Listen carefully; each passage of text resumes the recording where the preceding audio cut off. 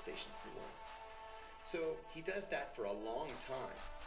By the way, during which he approves the visas for the 9/11 hijackers. And then he comes back as the deputy executive director of the whole CIA, right? So it's director, deputy director, executive director, and then the deputy directors for operations, intelligence, science, technology, administration, and they're dotted lines. So he's now one of the 5 most senior people in the entire CIA. Does that for a couple of years and then becomes the executive director. By the time I get promoted to be the morning briefer for the director and executive assistant, I'm throwing all these stupid terms out, executive assistant for the deputy director for operations, I'm meeting with Brennan every single day. So we're doing the Iraq War, we're doing terrorism and Al-Qaeda and all this stuff. He didn't like me and I didn't like him. And then when I became the quote unquote human rights guy, that just kind of sealed it for me. But I didn't care because I didn't respect him anyhow. I will say that Jim Pavitt, the deputy director for operations, legendary officer and a really great guy, he hated Brennan more than I did. And he used to mock Brennan because Brennan at the time was telling everybody, I want to head my own agency. I want to head my own agency. And they finally put him in charge of this thing that was temporarily called the TTIC, the Transnational Terrorism Information Center. It later became the National Counterterrorism Center. And they sort of shunted him off there. And it was a nothing analytic organization, not even in the headquarters building. It was out one of the outlying buildings. And then he kind of went away. But where he really did right for himself is in 2007, there was this wave of retirements, right? We're enough now beyond 9/11 that people can begin to retire. So this huge wave of senior level retirements in 2007. And then once these guys retired, half of them went to the McCain campaign and half of them went to the Hillary Clinton campaign. And John Brennan was literally the only one who went to the Obama campaign. You've agreed on a purchase with your distributor, but your cash is still tied up. And the distributor, they need payment now. That's the cash flow gap that stops trade. And that's what stockist financing by Avenues solves. So what is it? Avenues finances your invoice, pay directly to your distributor to must be an official Avenues partner. So you receive your stock immediately and you pay later on terms that match your trade cycle below the manner. And who qualifies? If you're a registered stockist buying from a distributor that is officially partnered with Avenue with at least 300,000 Kenyan shillings turnover, and you've been in business for more than 12 months, this financing is for you. How does it work? Make an order request to your input distributor and get the supply and an invoice. Upload the invoice delivery note to the Avenue's secured portal. We pay the invoice amount to your distributor's bank accounts. Repay later as per the 90-day tenure period or less, and your credit resets instantly. This is why it matters. Most agri-SMEs are caught between suppliers demanding cash and clients delaying payment. Stockist financing breaks that chain. It's financing that lives inside your trade, not outside of it. Here is why that matters too. You get recurring credit. And he saved himself. Wow. So, how did you wind up going to prison? Well, as soon as Barack Obama became president, John Brennan decided he was going to have my head. And so he asked Holder to have the FBI grab me. And I'll tell you what, they knew they didn't have a case. So there's a little bit of background. From 2009 to the end of 2011, I was the senior investigator on the Senate Foreign Relations Committee, working for John Kerry. It was a terrible job. Kerry said, I want you to do this and do that, and we're going to investigate this and investigate that. And then he would kill all the Secretary of State, and you don't want to piss anybody at the White House off. So I can't talk about how Afghanistan produces 93% of the world's heroin, and all of it is because the CIA said they could. I can't talk about the Dashti Lele massacre, where 2,000 Taliban soldiers were suffocated to death in container trucks because the CIA didn't punch holes for them to breathe in the containers. Can't talk about any of that stuff, because you want to be the Secretary of State. So I left in 2011. And right before I left, I got a call from a Japanese diplomat. And this is one of the things that I loved about that job, is this constant engagement with foreign diplomats. Who's doing what? What do you think about Israel? What do you think about China? What do you think about what's going on in, Mexico or Cuba or whatever? And I get a call from this Japanese diplomat, and he invites me. We meet at a place on Capitol Hill. And I remember that lunch very well. I remember we talked about Israeli elections, we talked about Turkish elections, and we talked about the Arab-Israeli peace process. And at the end of the lunch, he says to me, and I should add, his English was so bad that we had to do the lunch in Arabic. So he said, "What's next for you?" And I said, "Well, I think I'm going to resign soon. I promised Senator Kerry I'd give him 2 years. It's been 2.5. And I really need to make some money to put my kids through college." And he goes, "Oh, no. If you offer me, I'll give you money." And I said, "What the fuck is wrong with you? Do you have any idea how many times I've made that pitch? Shame on you. Don't pitching me like that." And I got up indignantly, and I walked, I mean directly without stopping, to the office of the Senate Security Officer. And I knocked on the door. I went in, I said, "Hey, I was just pitched by a foreign intelligence officer." And he goes, "Was it that damn Russian again?" And I said, "No, it was Japanese." He goes, "Japanese?" I said, "I know, right?" He goes, "Well, no, sometimes they poke around looking for trade information." I said, "This didn't have anything to do with trade information. I don't think. I don't know. We didn't even get that far." He said, "Okay, do me a favor." He said, "I've got a standalone computer here that's not connected to the internet. Write it up as a memo, and I'm going to courier it over to the FBI." So I sat there. I wrote the whole thing, blow by blow. The next day he calls me, and he says, 2 FBI agents are going to come up. I said, "Okay." They come up, the whole lunch, and they said, "All right, here's what we want you to do. We want you to call him back, invite him to lunch, and then try to get him to tell you exactly what information he wants and how much he's going to pay." And I said, because I'm a patriot, I said, "You want me to wear a wire?" And they said, "No, we're going to be at the next table. We're going to listen to everything." I said, "But he only speaks Arabic." "That's okay. We got a guy who speaks Arabic. Don't worry." I said, "All right." So I call him. I invite him to lunch. We go to lunch, do the whole thing. But before the lunch, right before the lunch, they called and they said, "Operation came up. Just write us another memo. Do the lunch and write us another memo." I said, "Fine." So I write another memo. They asked me to do it a 3rd time, a 4th time, and a 5th time. The 5th time, he says to me, "I have great news." He said, "I got my dream job. I've been promoted and I'm going to be the deputy ambassador in Cairo." And I said, "Congratulations." I shook his hand, never saw him again.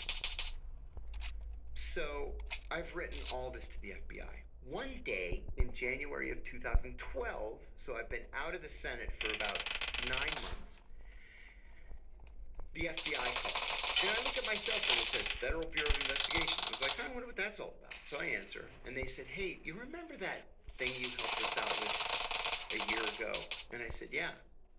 And they said, "We've got a similar situation, and we need your help." And again, because I'm a patriot, I said, "Anything for the FBI." I kick myself now for saying it. I said, "Anything for the FBI. What do you want me to do?" They said, "Come down to the Washington field office Thursday morning at 10. I said, "Done." I go down there the next Thursday, and they're waiting for me at the entrance, which I thought was odd. And we go up to a conference room, and they said, "We're both cleared, SI, TK, Gamma," and then there were 2 compartments above top secret that I was cleared for, that they said they were cleared for. And so if the conversation necessitated it, we could go into that area.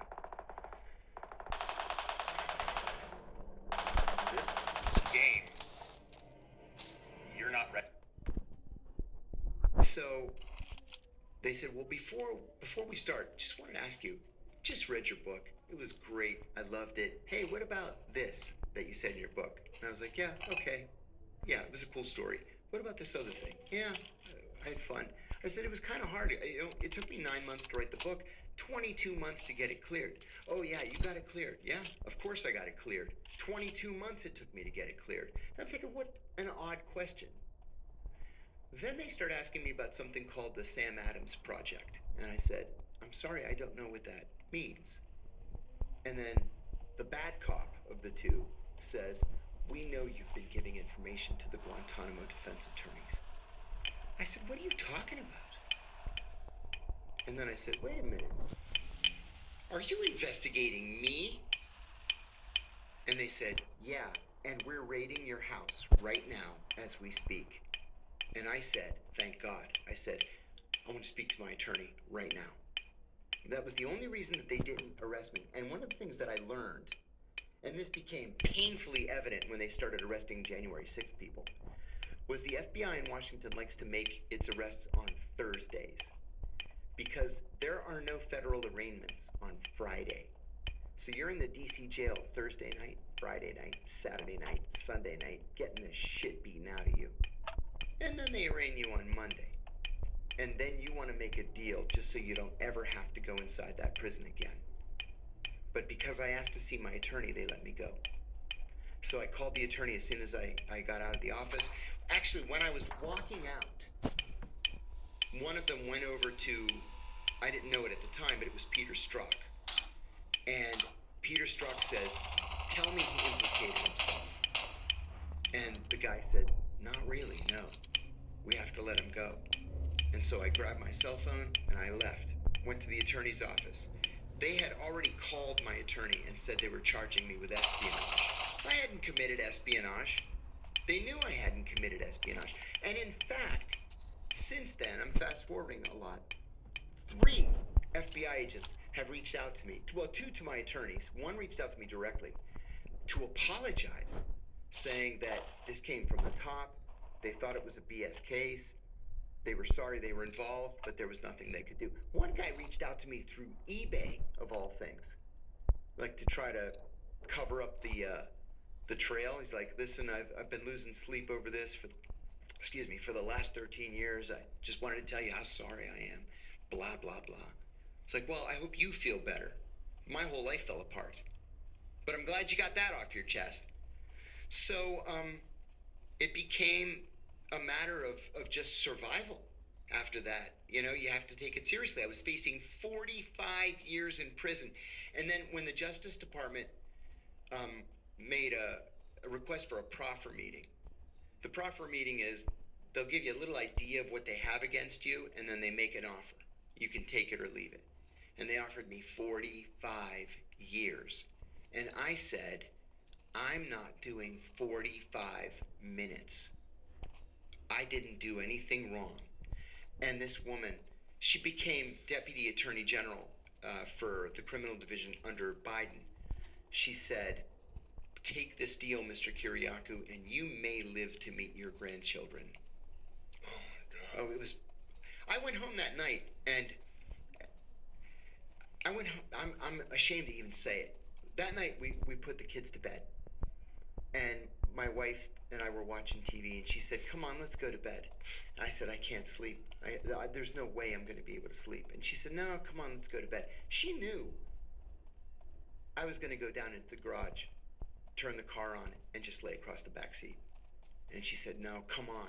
You need to try to get some sleep. And she saved me that night. But 45 years? And so they waited 10 months before they were even willing to engage in a conversation.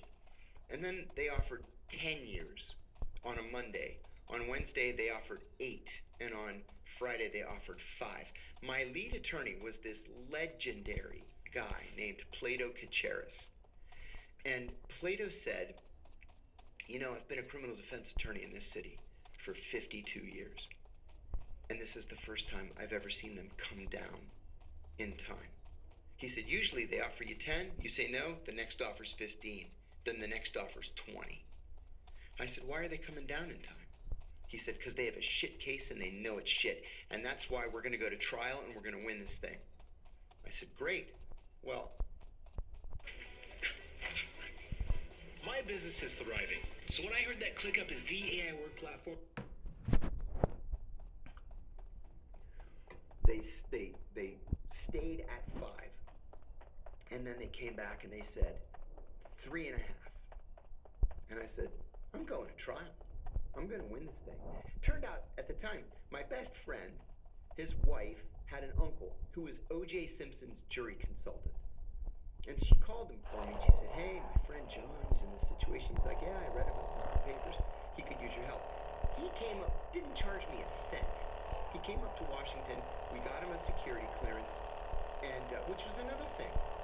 We asked for a security clearance, and then the Justice Department called and said, the White House said Kiriakou's attorneys have enough security clearances. And I said, who at the White House said we have enough security clearances? Well, they had to tell us. It was John Brennan. No more attorneys for Kiriakou. Fisher cut bait. We're like, it's not up to John Brennan to decide if I have enough attorneys. Yeah, they have an unlimited number of attorneys, an unlimited budget. As it turned out, they spent $6 million to put me in prison.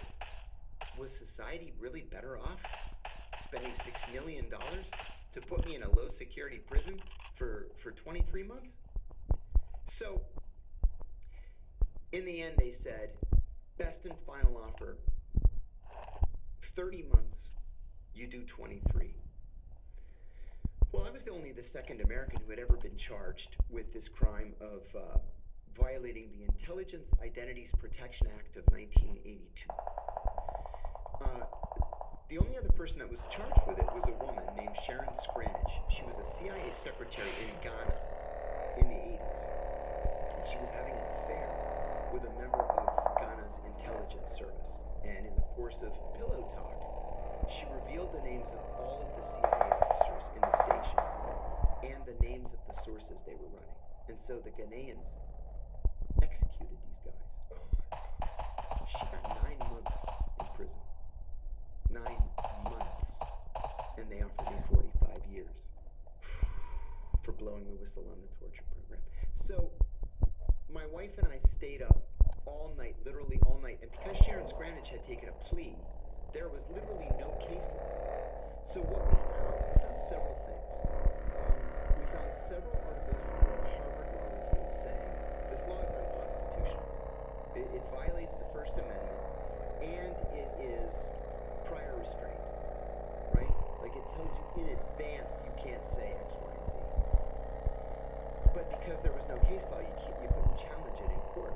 And I said, well, can't we just appeal the charge and maybe, all the way up to the Supreme Court? And they said, yeah, we can do that post-conviction. And then you're going to be 45 years waiting and hoping that the Supreme Court does the right thing. We can't do that. So I decided by 6 a.m. I'm going to turn it down.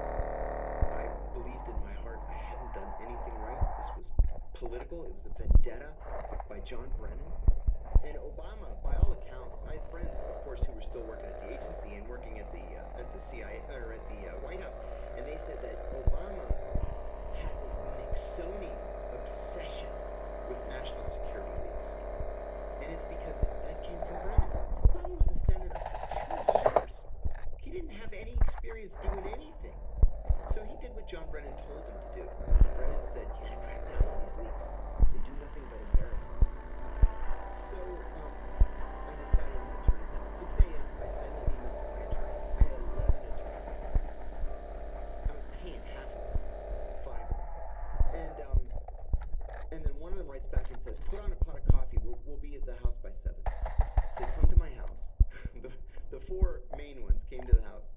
Plato was the first one in. Now imagine this, like 80-year-old, 6'2", 280-pound, mean old man comes in, and I said, good morning, Plato.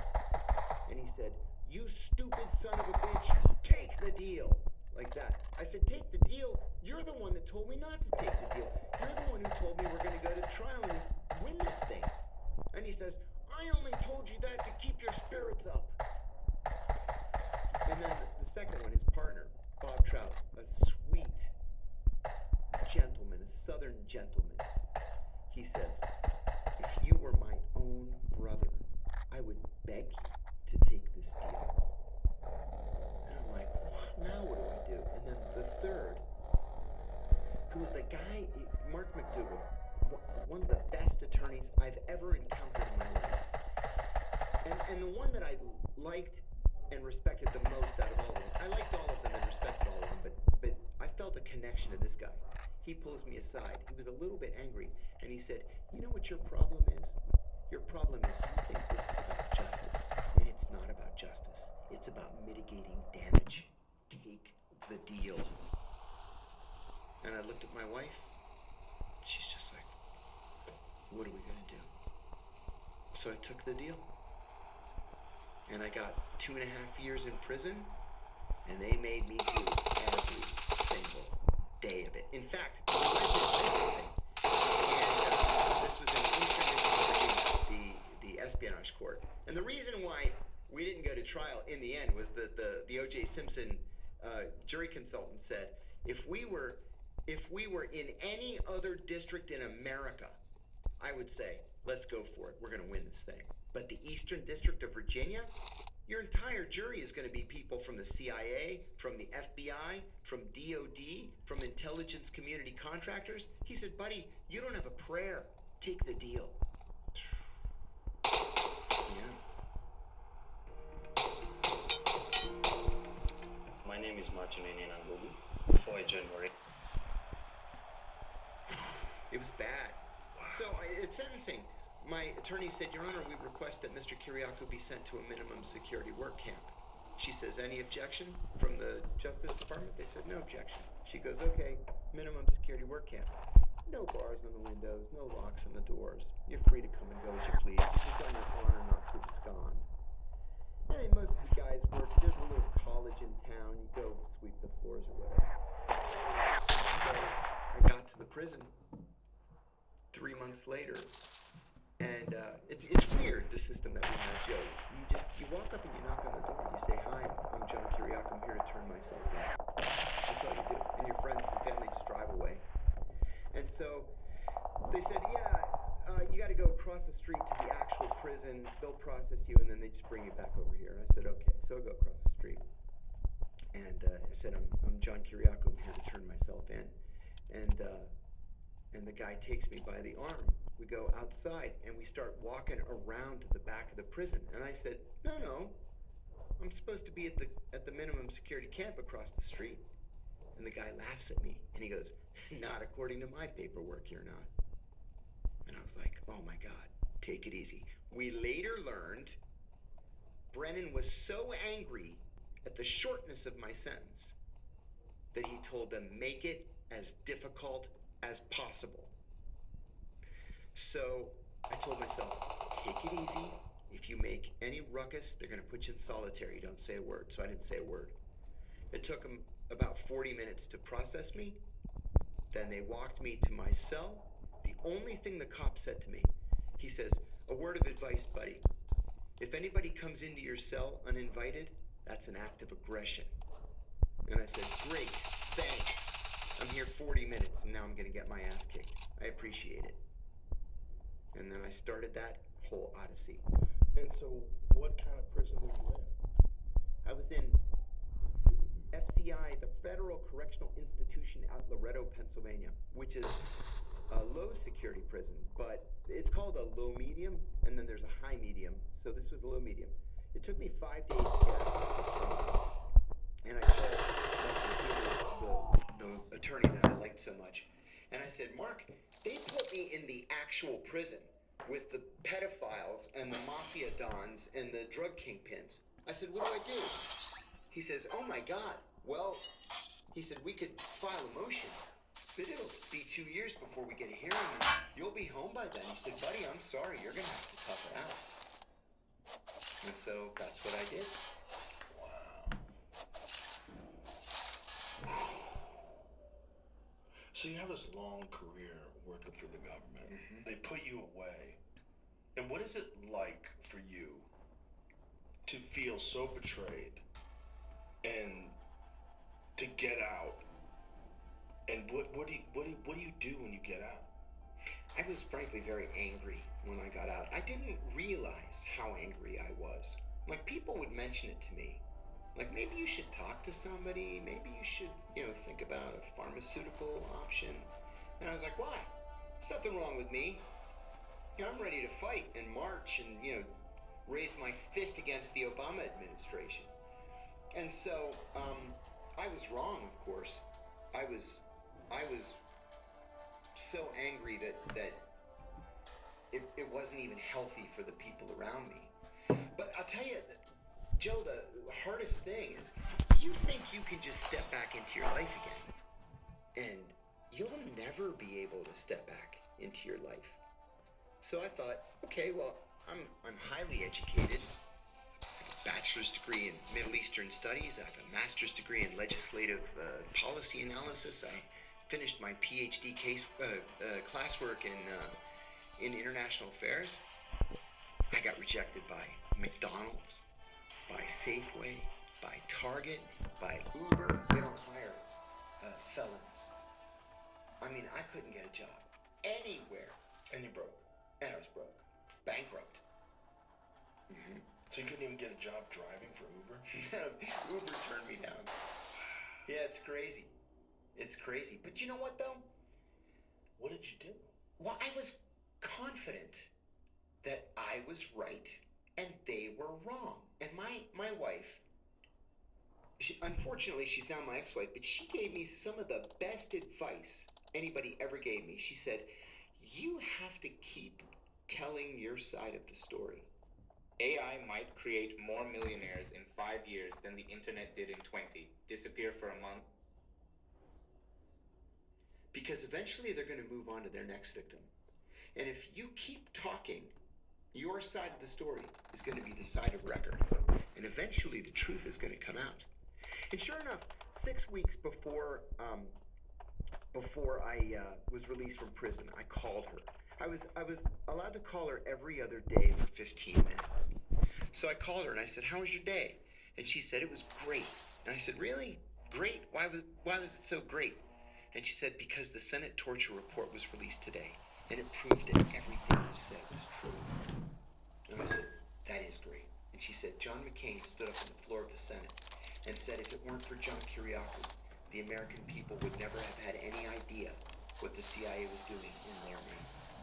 And so when I got home, God bless him, one of the first calls I received was from John McCain's chief of staff. And he said, Senator McCain says, welcome home, and he wants to know what he can do to be helpful. And I said, oh my God. I said, tell him, I said, thank you. I liked McCain very much from when I was working on Kerry's staff. Kerry was a little jealous of McCain. And McCain would go out of his way to shake my hand and say hi. Kerry said to me one time, why don't you two get a room or something? And I said, no. I said, we have this connection over torture. I said, McCain takes me seriously and I take him seriously. And so when I spoke to McCain, I said, these damn Obama people, they confiscated my pension. And I'm going to have to work until the day I die. They drove me into bankruptcy and took my pension. So he came up with this idea. It was a great idea to write an amendment. My attorney wrote this amendment to the National Defense Authorization Act of 2016.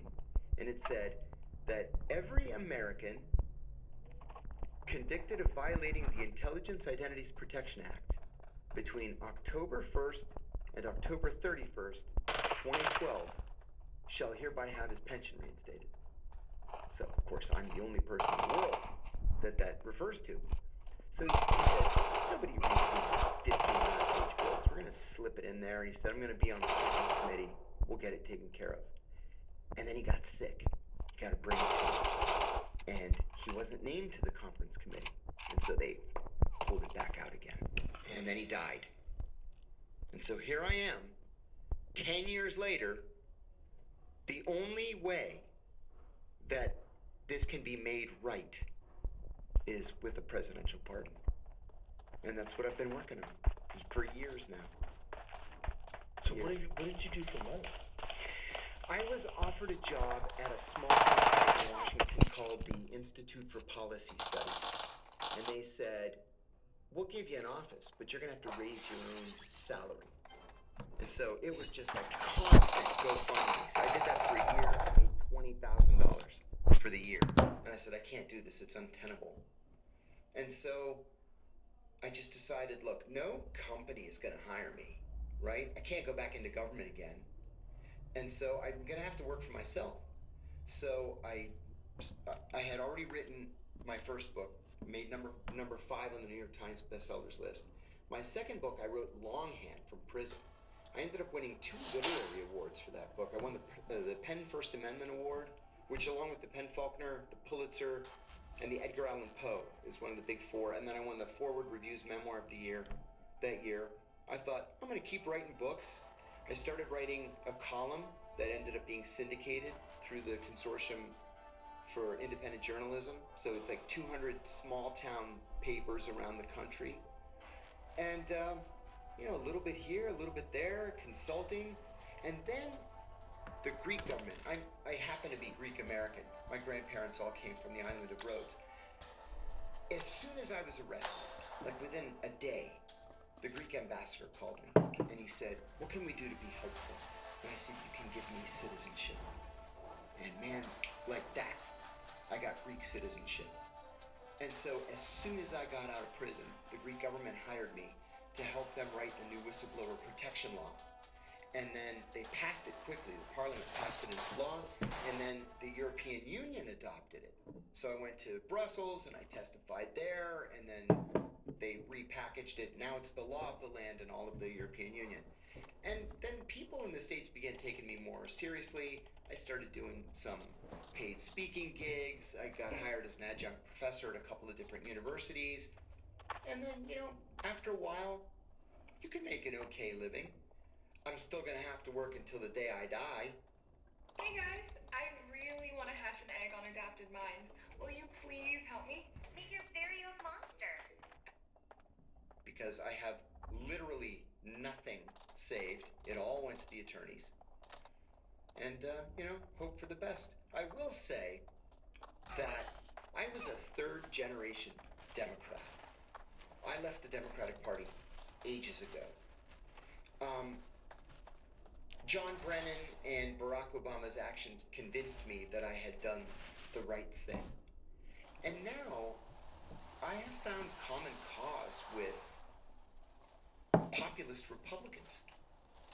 You don't have to agree on every issue, right? You don't have to like everybody and everything that they believe in and everything they stand for. But I've struck up a great friendship, for example, with Tucker Carlson. Sweetest guy in the world, and a great supporter of mine. And Judge Napolitano. It's a love fest every time that the two of us get together. And I realize that, this political system we have, it's antiquated.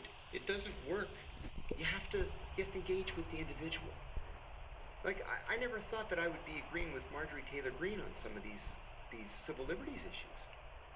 Right? Or Thomas Massey. Or Bernie Sanders, for that matter. But I've realized that, I've got to stand up for what's right. Not what the DNC happens to think what's right. Or some politician that I used to, think I had respect for thinks is right. A couple of nights before I left from prison, the former director of the CIA's Counterterrorism Center, who later became the deputy director for operations and was very close to Brennan. He was the DDO when Brennan was the director of the CIA. He tweeted at me and he said, "Don't drop the soap," with a laughing emoji. I gave myself a couple hours to cool off. And then I texted back and I said, "Jose, I'm on the right side of history and you are not." And that gave me such peace. I knew I could go to prison, survive this just fine, and come out and still make an impact. And, knock on wood, that's how it's worked out.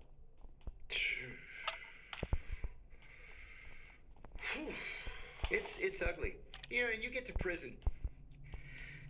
One of my attorneys said, "Hey, I've collected a list of 600 email addresses from people who want to know how you're doing. Once you get there, once you get comfortable, just send me a letter and I'll send it around to these people." I said, "Okay, great." It took me, you don't realize it, but you're in shock for the first week or two. And then I started settling into the routine. And it was it was pretty screwed up. That first day, 20 minutes after the cop warned me about people coming into my room unannounced, these two guys just walk in boldly, just walk in. I jump up, I put my fists up, I go, "What do you want?" One of them has a swastika on his neck. It took up his entire neck. It came up onto his face. The other one had "fuck you" tattooed on his eyelids. So I go, "What do you want?" And the swastika guy says, "You the new guy?" I said, "Yeah, so?" And he says, "You a fag?"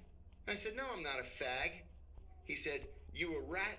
I said, "No, I didn't have anybody else in my case. I'm not a rat." And he says, "You a chomo?" I go, "I don't know what that word means." He goes, "Chomo, child molester." I said, "No, I'm not a child molester." And he goes, "Okay, you could sit with the Aryans in the cafeteria." And I was like, "Oh, I guess I'm with the Aryans now." Grand. Yeah. And then the guy across the hall from me was the boss of the Bonanno family.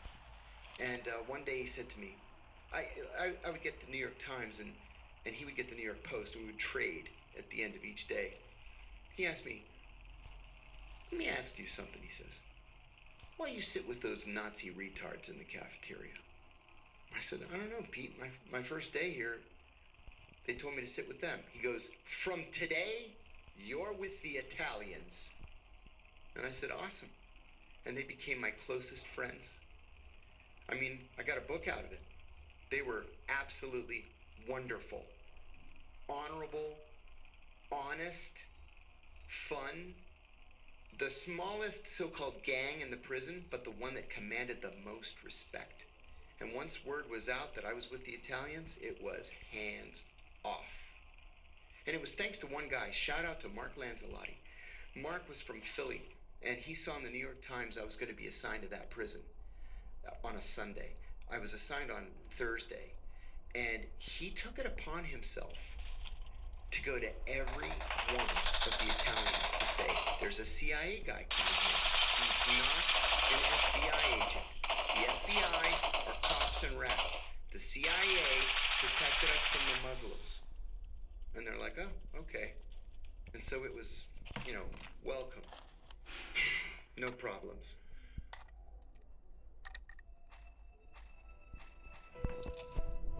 Eve Online is a vast... God, it has to be insanely stressful. It was like living in the Twilight Zone. The stress will kill you. It's incredible. You see people break down all the time. They just lose it. And it's not like you're gonna, be taken out to some medical unit someplace. You go to solitary, and you can live or die down in there. Yeah. Oh, so I was telling you. So I waited about 6 weeks before I was comfortable enough to write a letter. So I very arrogantly called it Letter from Loretto because I had such respect for Martin Luther King's letter from Birmingham jail. And so I said two things in this. I mean, I talked about the food and I talked about the Italians, but I said two things. I said there was this one guard who was really abusive. She was absolutely horrible. You know that phrase, "rode hard and put away wet"? That was this woman, all tatted out from the neck down, and just a nasty, mean, old, awful person. So I was walking through the hall one day, and she said, "Hey, are you that motherfucker whose name I can't pronounce at mail call?" And I go, "Kiriakou," just like it's spelled. She goes, "How about if I call you fuckface?" Like that. So I said, "Classy," and I walked away. Somebody later told me, they're not allowed to talk to us that way. That's a violation of, code 11.8, subsection, B, whatever. So I wrote it in the letter, and it's just like, life in prison. What am I going to do? This woman swears at me. There's nothing I can do. The other thing was more important. I had been there 3 days, and one of my cellmates was an Australian arsonist. And he said, let me walk you around and introduce you to the guys. I said, okay. We go to this other housing unit, and there's a little tiny guy there who didn't speak any English. And he said, this is, I forget what his name is, Ahmed or something. He's from Iraq. And I said, أنا شرف بمعرفتك. It's very nice. And he says, تتكلم عربي. أنا عرب. أنا من Iraq. I said, yeah, great, you're from Iraq. I was in Iraq. It's very nice to meet you. Turns out he was there on a terrorism charge. He was the imam of some mosque in New York, and somebody was trying to sell a Stinger missile to somebody, and he translated the document, the bill of sale, and he got wrapped up in this terrorism case. So I get called into the lieutenant's office the next day. And usually if you're being called into the lieutenant's office, you're going straight to solitary. So I hear my name, Kiriakou, lieutenant's office, immediately. Always with immediately. And they know you can't do it immediately because all the doors are locked. So I wait for a 10-minute move period. The bells ring, and I go to the lieutenant's office. I said, you wanted to see me? And they have this guy's picture on a computer screen. You know this guy? I said, I don't know him. I met him yesterday. What'd you say to him? I said, nice to meet you. What did he say to you? He said, nice to meet you too. Oh yeah? Well, after you walked out, he called a number in Pakistan, and they told him to kill you. I said, get the fuck out of here. I can kill this guy with my thumb. No, don't do that. We've been looking for a reason to transfer him out. I'm like, okay. So every time I see this guy, I give him the stink eye, right? And then he gives me the stink eye back. But then the more I thought about it, the more I thought, that doesn't make any sense. He's Kurdish. He only speaks Arabic and Kurdish. Why would he call a number in Pakistan when they don't speak Arabic in Pakistan? That just didn't make sense. So I saw him in the yard, and I went up to him, and he got kind of scared, like he was going to try to defend himself. And I had, 6 inches and 100 pounds on this guy. So I said, wait a minute, I just want to ask you a question. Did the cops say anything to you about me? And he said, yeah. I said, what did they say to you? And he said, they told me that after we met, you called a number in Washington, and they told you to kill me. And I said, oh, they did they? So I went back to the law library, and I looked this up, and it was conspiring to commit violence in a federal facility, punishable by up to 5 years in prison. So I wrote it in my letter, and I sent it to my attorney, and I didn't give it a second thought. I didn't know my attorney was friends with Ariana Huffington, who then put it on Huffington Post with this banner headline, millions of hits. The next thing I know, Jake Tapper drives to the prison to interview me, and it's everywhere from CNN to Playboy to The Economist and Time Magazine, when Time Magazine was a thing, and NPR's calling the prison to interview me, and the next thing I know, I'm called to the warden's office. Well, that's in an off-limits part of the facility. So the warden calls me in, he's like, I'm gonna send you to solitary right now. And I thought, is now the time to be humble before the warden, or should I stake my claim? And I said, warden, with all due respect, I've gone nose to nose with Al-Qaeda, with Hezbollah, with the Iranians, and you want me to be afraid of you? Give me some credit. He said, yeah? We'll see what you say when you've spent some time in solitary. I said, I've lived in Yemen, in Pakistan. I'm not afraid of your Loretto, Pennsylvania solitary. Besides, I said, go ahead and send me to solitary. CNN's going to be waiting for you next to your car in the parking lot. And I just looked at him. I never went to solitary. Not for a minute. Wow. Jeez. Work today is broken. We're all working in too many disconnected apps, and it's killing team productivity. So they're trying to set you guys up. Mm-hmm. Trying to get you guys at each other's throat. Hopefully, one of you will do something. They did it one other time. One of my attorneys. Do you know who orchestrated that? No. Do you think it was the warden himself? No, I don't think he was smart enough. I don't think he cared enough. it had to come from the Asians. There was one other incident too. I lived in the same block or so with an Afghan American pharmacist who had an oxy problem. Nice guy. And he came up to me one day and he said, "Hey, the spokesman for the Taliban is here now, and he wants to meet you." I said, "The spokesman for the Taliban?" I said, "Are you talking about that case in New Jersey?" And he said, "Yeah." I said, "I don't have anything to say to the spokesman of the Taliban. I don't want to meet him." And he said, "Oh, okay, I'll tell him." So I'm out in the open, and my attorney had warned me. They're upset at the shortness of your time. So be very careful. They're going to try to set you up and add years on. So I'm out in the yard, and here comes this guy with a beard down to his waist, and he's got his hand out to shake my hand. And I put my hands up so as not to touch him. And I look just past him, and there's a guard in the woods outside the thing with a long distance camera lens, and he's going click, click, click, click, click, click, click, click, click. And I said, "Don't even think about touching me." And he said, "Oh, come on, man, come on. We have a lot in common." I said, "We have nothing in common. I spent half my career trying to kill people like you." I said, "Get away from me. Don't touch me, or you're going to end up unconscious on the ground." And he walked away, and then he got transferred out.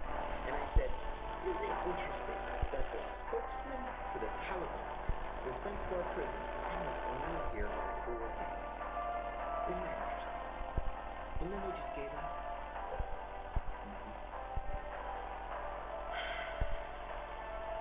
This kind of stuff is so hard to believe. It's America. You don't want to believe this You about don't America. You want to believe we're the good guys. Yeah. And you want to believe that we get along like that over something. But they do. But the crazy thing is that the CIA torture program wasn't even effective. No. That's the thing. It wasn't even effective. But you know what, though, Joe? When these guys die, and they've started to die, in their obituaries, it's going to say that they were among the creators of the CIA's torture program. And so they have a vested interest in repeating this lie over and over and over again, that it was the right thing to do. But what I don't understand is, wouldn't they want to be effective? You would think. That's if they were clear-headed, yes. That's the only thing that makes the least sense to me. Like, idealistically, I like to think of the people that are in charge of the CIA of having a very important role in national security. Mm-hmm. And if you're in a position where you have a very important role in national security, it's imperative to do what is most effective. And if torture is not most effective, then don't do it. Then you would abandon torture and use those coercion tactics that the other guys use. Yeah, that's right. And in fact, they ended up abandoning the torture program. Yeah. Mitchell and Jesse took their $108 million and they retired to Florida. And then subsequent CIA directors like George Tenet said, "Yeah, you know, let's get out."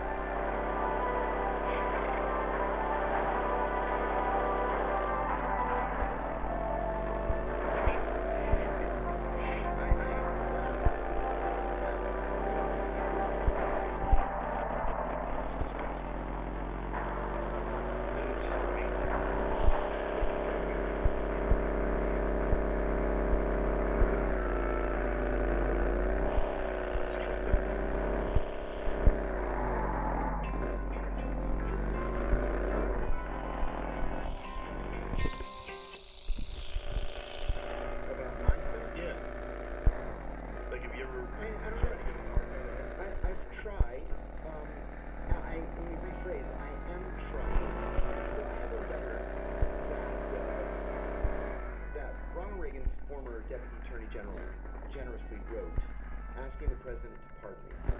Tucker Carlson signed it. Judge Napolitano signed it. Doug Deason, who's a federal president, signed it. Senator, who's here in Texas, has signed it. And the president's U.S. attorney in Utah has signed it. And then, and I sent it to Ed Martin, U.S. pardon attorney. And then other people have said said, oh, I would have signed that. So we have a second letter. Dr. Phil has agreed to sign it. There were a couple of other people, high-level people. Ken Higian, who was the head of the president's transition team, has signed it. There were a couple of others. We had really good news yesterday from the CIA Director John Ratcliffe.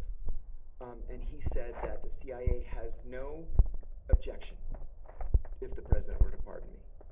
That's a big deal. That's great news. We have also a nice one-sentence statement from Tulsi Gabbard saying that she has no objection to a pardon.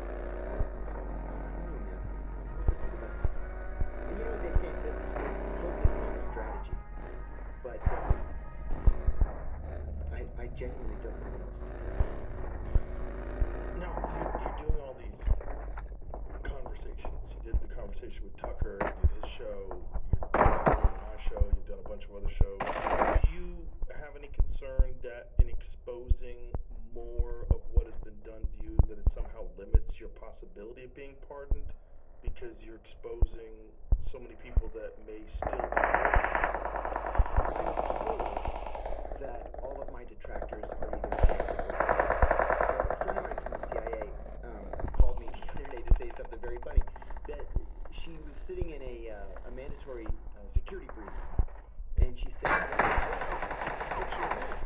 and it said the insider threat underneath. And she said everybody started to boo. And the instructor said, why? Why are you booing? And one of the guys said, he's not an insider threat. He's a whistleblower. And she said, in the next running of the class, my picture was removed. So I won. And John Brennan lost. That's really what it's come down to. It's so hard to hear these stories.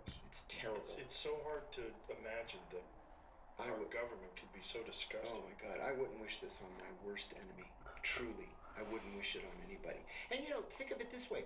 Also, at the working level, these FBI agents don't get promoted by not arresting you. Right. The assistant U.S. attorneys don't get promoted by not prosecuting you or by giving you a short sentence. Right? They all see themselves as, you know, having the corner office at the law firm someday, or running for Congress, or for governor, and they're going to make that career on your back. That's the problem, right? Because there's a lot of cases where people are setting people up, and, you know, I was talking to a friend of mine about this one case where there was I'm sure you remember it, there was a 19-year-old, I think he was probably, at the very least, intellectually challenged guy, and they tricked him into, they radicalized him, gave him a fake bomb, gave him a cell phone. Do you know the story? I know exactly what you're talking about. And then swept in and got him. And he wasn't planning on doing anything. No. It was, they talked him into doing the whole thing. He wasn't a bright person. And they got an arrest because of that. So it adds to their career. That's it. Like when I was having a conversation about this, we brought up the governor that they were planning on kidnapping. Yeah. Governor Whitmer. Yeah. Mm-hmm. Michigan. Mm-hmm. Yeah. And that 12 of the 14 people were working with the FBI. Yeah. Which is just. Right. Well, listen, there are well-documented cases where the FBI infiltrates a group and they go to a meeting, and literally everybody in the meeting is an FBI agent. Like, what is that? Is this a joke? This is what the American taxpayers' money goes for. Do you remember? Have you heard of the Route 82 bridge plot in Cleveland? No. There are three morons sitting in a bar, getting drunk. Oh, I did hear about this. The other guy comes in. Hey, you know what we should do? It would be so much fun. Blow up the Route 82 bridge. I have some explosives. And these guys are drunk. They're like, yeah, let's do Route 82 bridge. Well, the guy with the explosives is an FBI informant. He set them all up. And they got like 20, 18, and 15 years in prison. It was the FBI's idea. Not their idea. They're just sitting in a bar drinking. Well, how about January 6th? How about January 6th? This is there you go. I was trying to explain to Jim Gaffigan.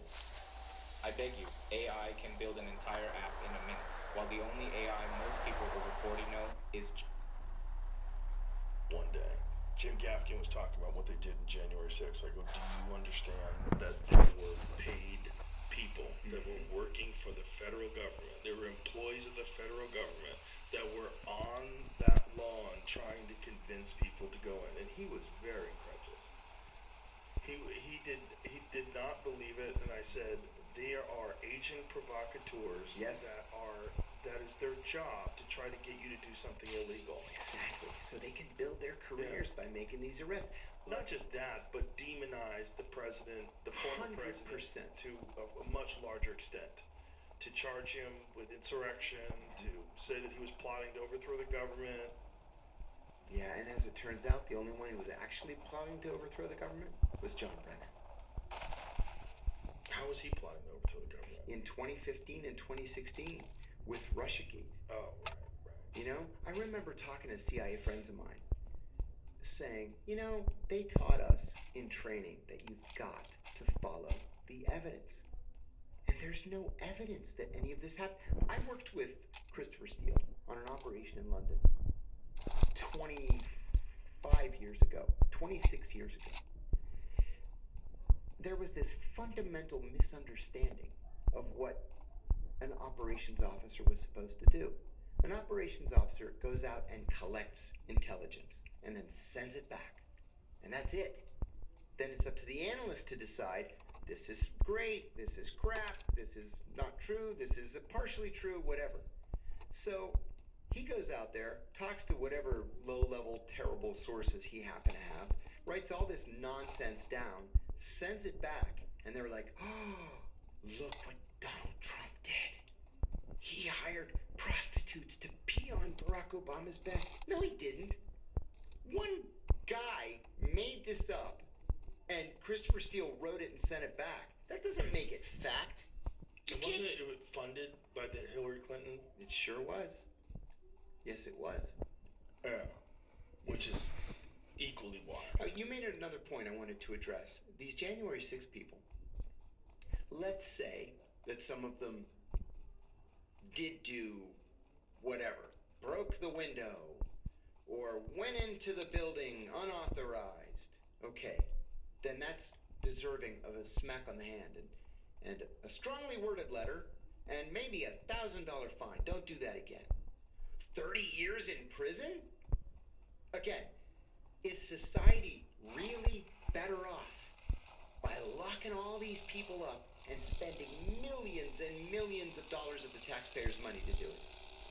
Of course not. No, of course not. But it also just divides us even It does. And it also very much distorted the narrative with people like Jim Gaffigan, who's a friend of mine, who's a very left-leaning comedian. And he had it in his mind that these people went in, and they also have this thing where they say a cop was murdered.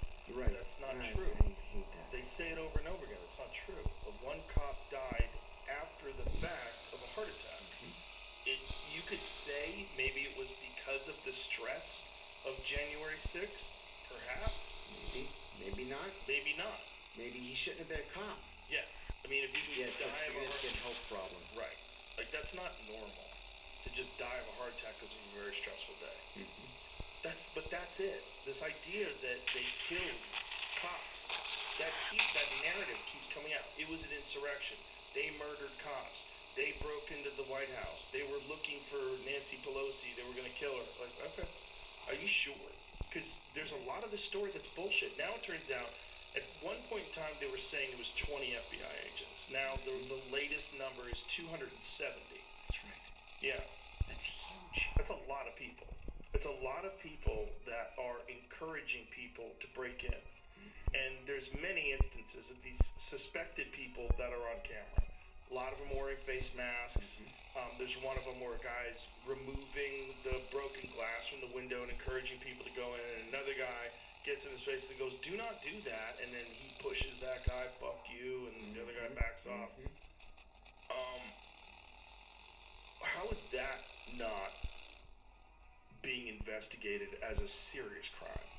And like that's a serious, it's a violation of what you're supposed to be doing in the first place. If the FBI was on that lawn, I would hope what they would be doing is informing people.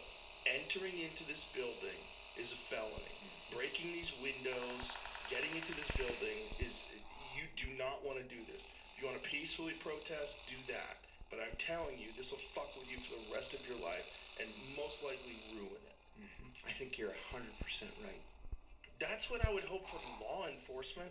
I wouldn't hope that they would be trying to set people up. And from...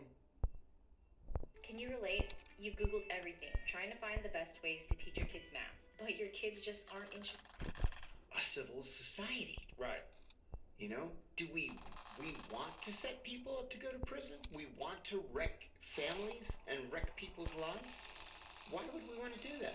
Also, did they turn down the idea of bringing in the National Guard? I really don't understand. It appears, yes. It appears that that's exactly what happened. Also, significantly deterred people from committing these crimes. That's right. That they were encouraged to do. I'll tell you, if I was at a demonstration and all of a sudden the National Guard showed up, I'd say, this isn't for me. Yeah, and I think most people would do that as well. You're right.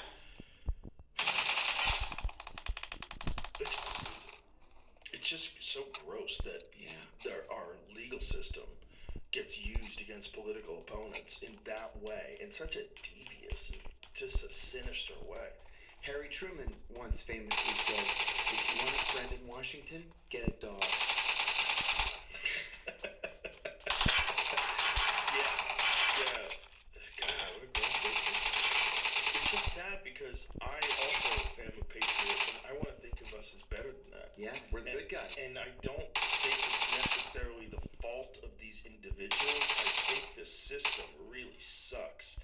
And I think you work for that system, and just like all these Congress people that wind up insider trading, everybody else is doing it. It's the culture. You get wrapped up in it, just like bad cops.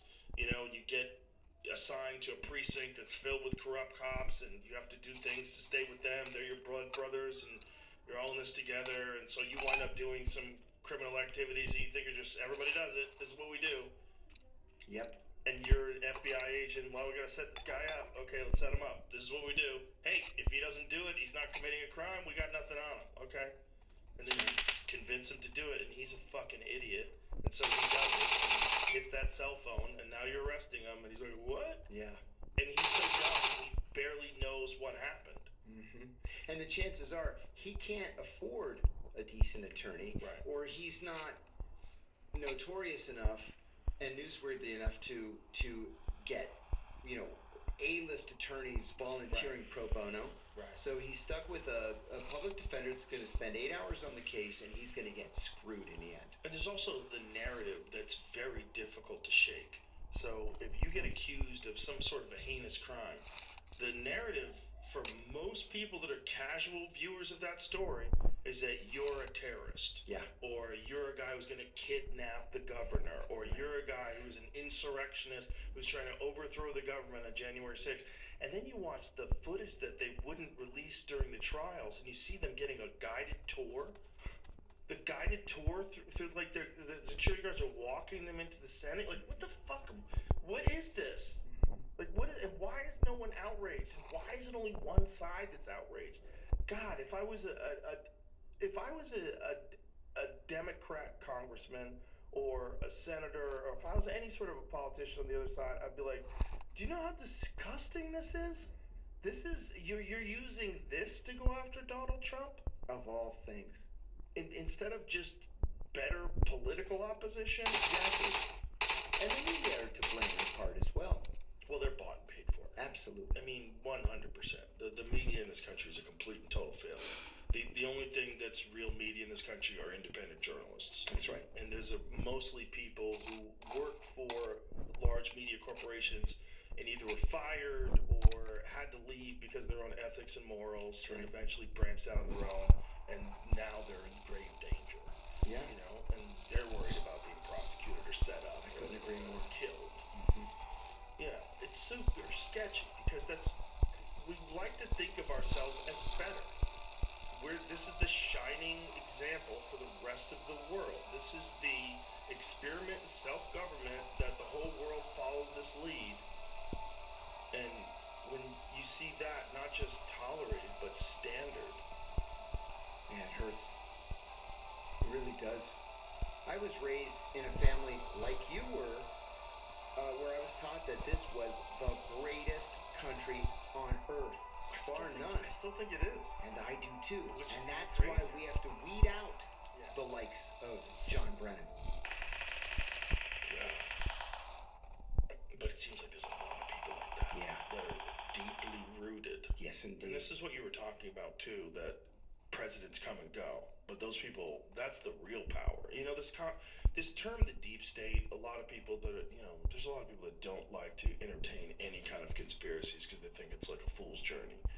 But you're really foolish if you don't believe in conspiracies. Yeah. Because just how many of them have to be proven true before you go, maybe I should reassess my position on these things? That's 62 years after the JFK assassination, and we're Right. still learning new information. Yeah. Information that's been kept from us. And still being kept. There's still a lot of it. I mean, Sure. they were supposed to. That was one of the more disappointing things about this administration. Like immediately, right off the jump, we're supposed to get all the CIA files, all the JFK files. We're supposed to know exactly what happened to him. We know very little. Very little new information has been released that illuminates any aspects of that case. Yeah, it's a shame. Yeah, it's terrible. Because most likely, at least some part of our government was involved in assassinating the president. And no one went to jail. No. Nothing happened. And in fact, people succeeded and thrived after that. Sad truth. Yeah. That's exactly what happened. This game, you're not ready for it. I mean, it goes back. There's so many cases. Like I've had conversations with people that they don't want to be fools, right? So that's a lot of people that don't want to believe in conspiracies. Like most of it can be explained away by incompetence or coincidence and this and that. Like that's not even true. It's not even most of it. It's some things can be explained Some away. things. I had a friend at the agency. He was one of my first bosses, and he had started out in this like internship program that the agency had. You had to be working on a master's degree. But anyway, his first assignment was in the Counterintelligence Center, which at the time was being run by James Angleton. And on his first day, the secretary walked him around and, this is what we do over here and this is what we do over there. And there was this entire wall of file folders. And she said, whatever you do, don't look in those folders. You're not cleared for that. Well, he said, well, of course, the very first minute that he's left alone, he runs and looks in the folders. And he said every single one of those folders was on an American citizen. And the CIA is forbidden by law from spying on Americans. Oh, God. Yeah. The crazy thing, too, in a lot of people's eyes, is the difference between what they thought of, what the narrative is of the Obama administration in terms of like whistleblowers and like what the hope was. It was hope and change, right? Oh, hope and change. And you know the statistic. The Espionage Act was written in 1917 to combat German saboteurs during the First World War. Between 1917 and 2009, 3 Americans were charged with espionage for speaking to the media. Under Barack Obama, 8 people were charged with espionage for speaking to the media. So he was the enemy of whistleblowers. Not only that, that was part of his campaign. Yeah. Part of his campaign was protection of whistleblowers. Absolutely. In fact, it was in the Hope and Change website. Yeah, well, look at the Dashti-Lele massacre that I mentioned earlier. It was part of his campaign to open an investigation of Dashti-Lele. What happened was at Dashti-Lele, Afghanistan, on November the 30th and December the 1st, 2001, 2,000 Taliban soldiers gave up en masse, right? And the Northern Alliance called us and said, what do we do with all these guys? We don't have room for them. So we told them, put them in trucks, take them out to the desert, and just hold them there until we can divide them up and send them to smaller jails all around the country. And if we have to, we can send some to Pakistan. But there were no air holes in the containers. There was no food. There was no water. And of the 2,000, 14 survived. And one of the 14 said that when they opened the trucks in the desert, the bodies fell out like sardines from a can. So Barack Obama said in 2008, if he's elected president, he's going to investigate this massacre and get to the bottom of it. And then there was nothing. So I said to John Kerry, I said, listen, this is part of the Obama campaign. Let me go to Afghanistan and investigate this thing. And so I went, and there are still bones just sticking out of the sand. There are clothes that have just been laying there in the desert all these years. All the bodies are still there, what's left of them. Really? Yeah, it's grisly.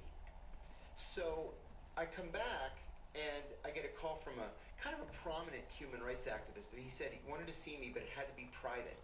So we went to Johns Hopkins University. There was a classroom that wasn't being used. We met there, and he said, listen, I have a witness who was 12 years old at the time, and he was hiding behind a rock, and he saw what happened when they opened the trucks and the bodies fell out. I said, okay. And he said, but what's new is, he says that there were two men there wearing blue jeans and black t-shirts, and they were speaking English. I said, okay, that's all I need. So I wrote a letter to the agency, and I asked, for clarification, were any CIA personnel on site at the box up or at the location where the trucks were opened? And I had it auto-penned John Kerry, chairman. 6 weeks later, a colleague comes into my office and he says, hey, you got a response from the agency to your letter. I said, I didn't see any response from the agency. I just checked my mail an hour ago. And he said, they classified it top secret. It's down in the vault. I said, top secret? I said, well, what did it say? And he says, it says, go fuck yourself. I said, great. That's how they want to play it. So I went to Kerry, and Kerry says, we're stirring up a hornet's nest here, and I think we should just let this fade into history. I was like, again? Because you want so badly to be Secretary of State. Again. God, what a gross business. It's awful. Hideous.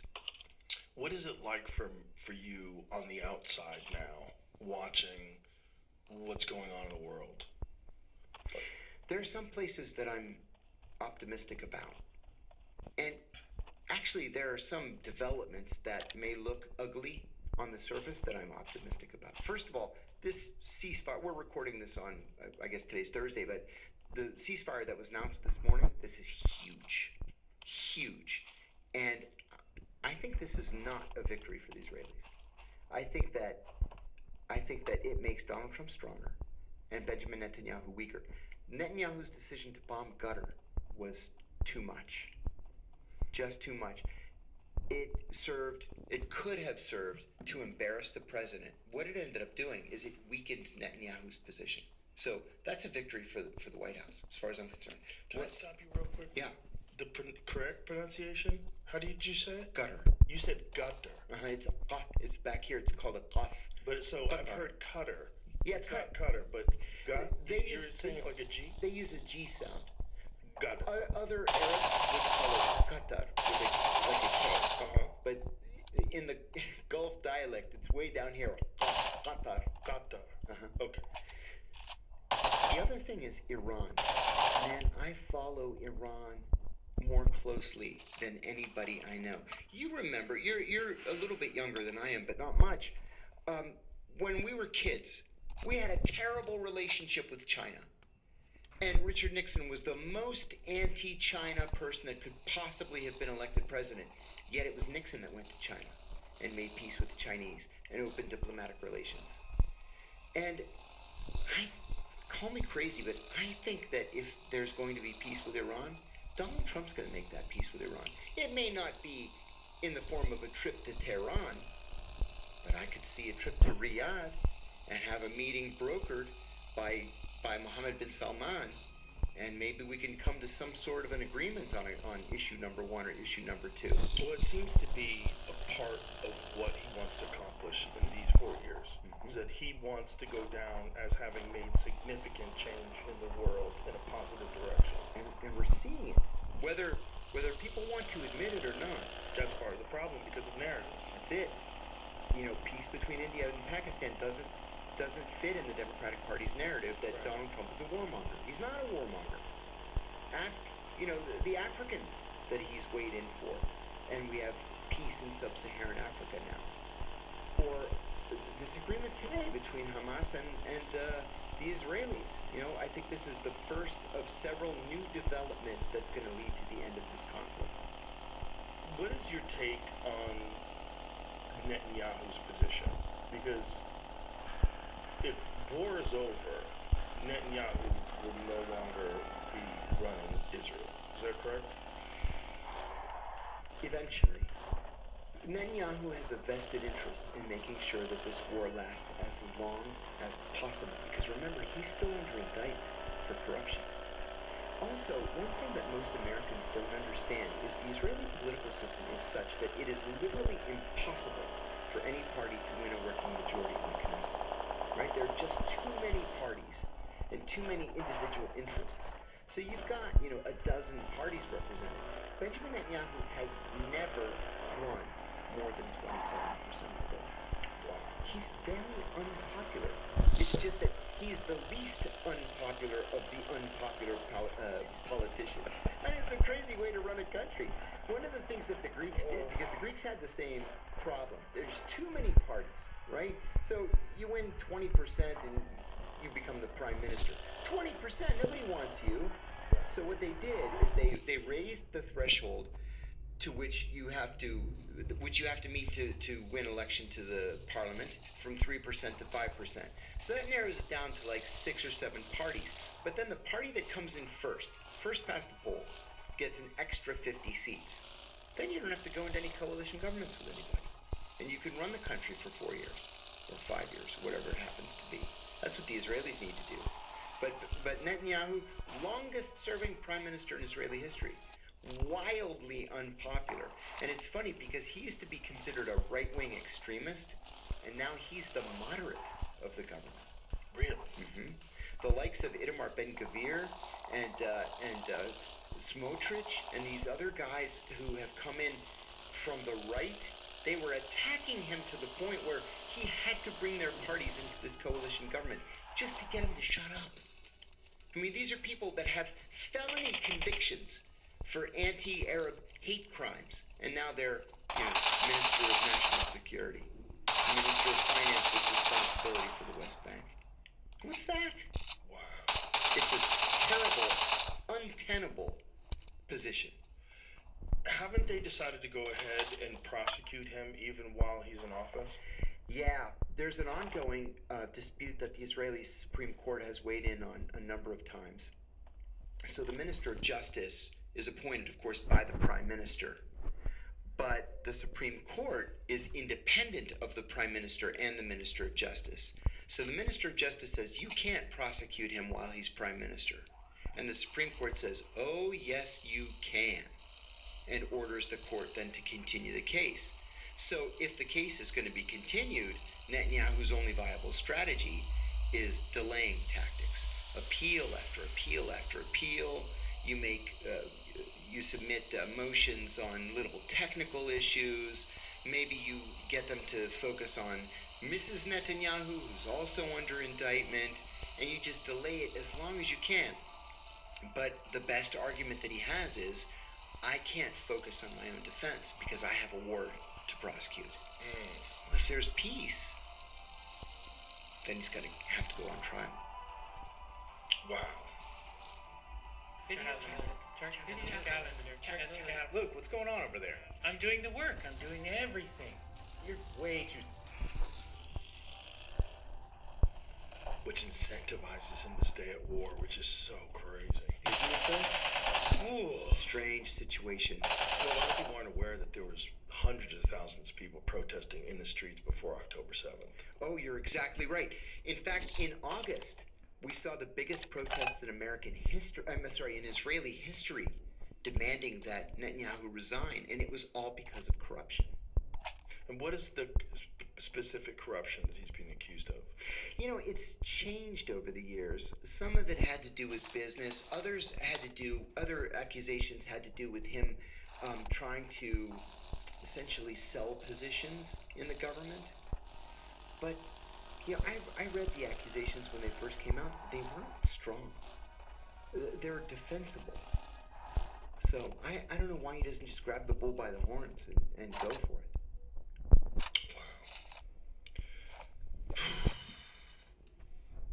So, out of all the issues that we face internationally, do you think that the Israel-Palestine is the most significant one? I don't, actually. I think the threat is greater from China. The Chinese are incredibly patient.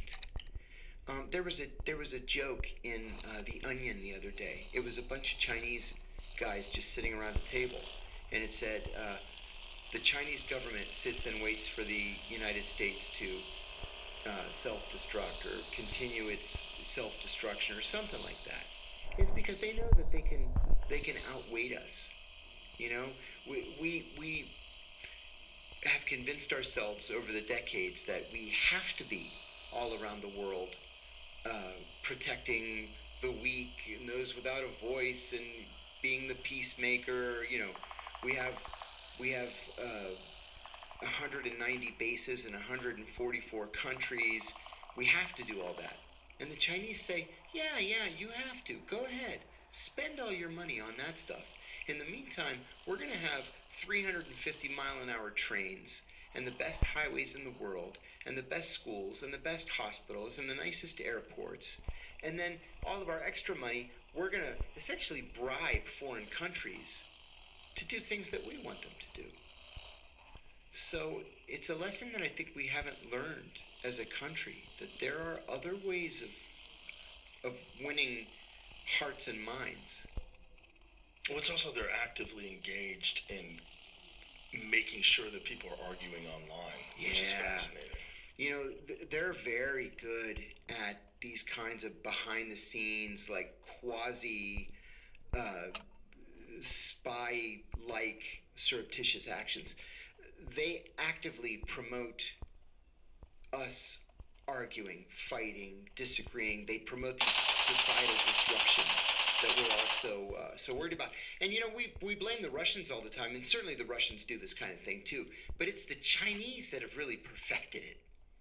And I think that most Americans don't realize how much we should be worried about that and trying to counter it. Well, what could be done to counter it? Because a lot of it is what's going on in social media is echo chambers. Mm-hmm. People exist in these echo chambers. They're completely addicted to their smartphones. They're on the algorithm all day long. They're checking things and getting ramped up by things. And they're being told various narratives, whatever it is. And there was a story recently about China getting caught using ChatGPT for various different services where they were using bots. And, you know, so they had done it automated through ChatGPT. Mm-hmm. Brad Parscale is doing it right now on behalf of the Israelis. He recently won a $6 million contract to train ChatGPT to be more pro-Israel. It was in Reason magazine a couple of days ago.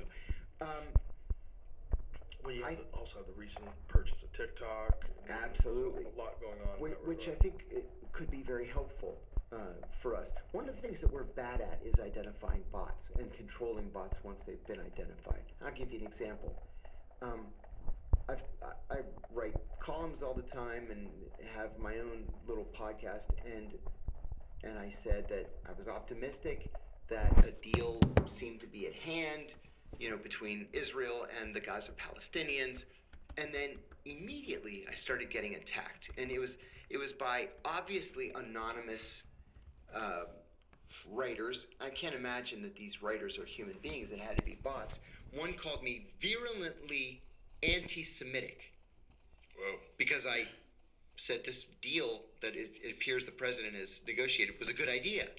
So I'm virulently anti-Semitic, and then they built on that, and by the end of it, And nobody else was commenting. But by the end of it, they said that I was morbidly obese and ugly and stupid too. I was like, what the fuck That is does that? sound Chinese. Uh-huh.